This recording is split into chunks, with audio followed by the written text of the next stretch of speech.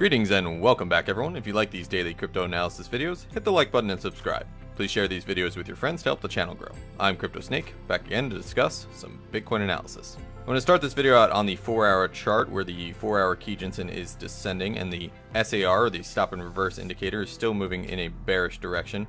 In fact, the price is getting very close to this bearish SAR dot on the 4-hour. And the price is closing in very close to this second pennant target. We have gone up and tested this pennant target once, twice, 3 times, broke down. We're testing it again, very likely to break down. I'm still leaning very bearish on Bitcoin right now. The Chikou span back in the price, this green line, is currently under the price. It could quite possibly trend back into the price to indicate more side trending. But with us coming this close to the pennant, I am expecting a break from this position in the next couple of candles or so on the 4-hour. Down on the RSI, we are currently right around the average price where it should be.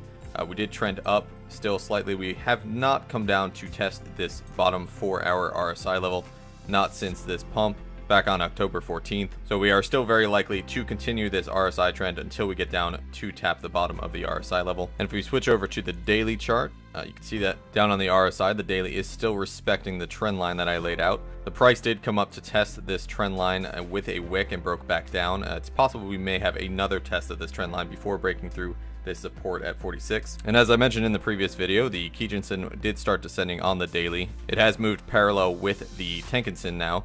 It is still very likely to break through, but we have formed a little bit of support here for the side trending movement. It would be very uncommon to see this daily Kijun-sen come up, break back down, and then break back up again. So I am expecting a dip down on the daily Kijun-sen to push us through the 6360 support level. One thing to note on Bitcoin right now is the Bitcoin longs, which is the measurement of bets that Bitcoin is going to go up. Down on the RSI, we were overextended into the overbought range around the 85 level. We had a sizable pullback, which caused that micro dump yesterday. Now, I still believe that this short squeeze is very likely to occur as we are trending down on the RSI. Historically, after breaking down, we do come down to a kind of a ledge position, a bull trap, if you will, to fake in more longs before breaking back down again. This is actually seen a little bit easier on the hourly chart with the RSI. All of the previous pumps actually broke down into the oversold territory on the hourly RSI or back down to the neutral level. When we saw that massive dip between October 13th and October 14th, for example, the RSI had actually broken down to the bottom level before that we even had this cascading waterfall dump of the longs, which stretched us way down into the oversold territory down to the 8 level on the RSI. This is normally what happens with the hourly. So we're about halfway through the long squeeze right now. Now we did come in to test this cloud on the hourly and we are breaking up through here. I am expecting a breakthrough into this cloud eventually, but there is likely to be quite a bit of support as we try to push into this, which could cause the price to pump very slightly on Bitcoin. What's important to note here, however, is that the 4-hour stop and reverse indicator is still moving bearish, even though the hourly is moving up on longs. On the longs, we are forming a bullish SAR pattern. However, this is normally common. We do have a little bit of an uptrend before a massive drop. A little bit of an uptrend before a massive drop. So this isn't anything out of the ordinary for the longs. Long squeezes normally take a little bit longer than short squeezes to occur. So before I get on with the rest of my technical analysis and cover the news, if you'd like to join my free Telegram for insights on the market, including Bitcoin, altcoins, and a sneak peek to my personal entries and exits, join t.me/cryptosneakpit.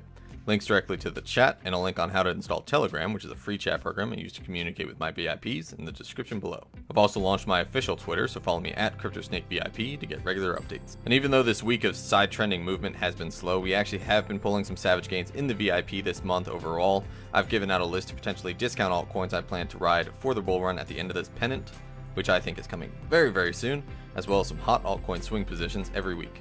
If you want information on how to get into the VIP group to be part of these trades, the information is also in the description below. Now onto the overall market health. The market cap right now is sitting at about 209 billion, and if you've been watching Bitcoin, you know that it's been relatively just side trending the entire time, so this market cap really has not moved. The altcoin market has been just sitting around less than 1% in either direction, some coins 3%. But for the most part, the altcoin market has been relatively static with Bitcoin. Bitcoin dominance has been relatively flat around the 53.6 to 7% area. We really have not moved at all in the past week, just absolutely static. Now I want to discuss an interesting news story today, which is Tether just burned 500 million USDT tokens, stablecoin tokens. Now, if you don't know about Tether, Tether has had a lot of controversies about it having an equal number of Tether tokens to the US dollar. Now, last time I checked, I don't think the US government burned $500 million.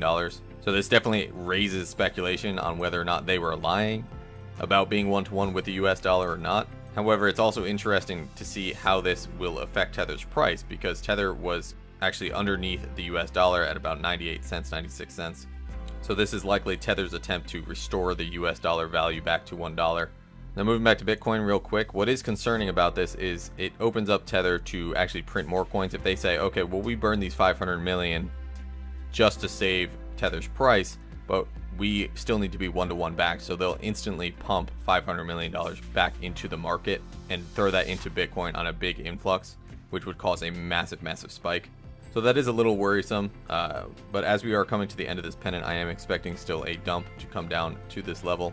And we've got about a week to 14 days or so left in this pennant position until we break out anyway. So for the moment, I am still expecting one more dump down to the lower pennant target before trending sideways for a little bit and breaking through this pennant into a massive pump, very likely to garner a lot of FOMO as we push into the bull run. Now, obviously, that's not to say that this dump is absolutely 100% set in stone.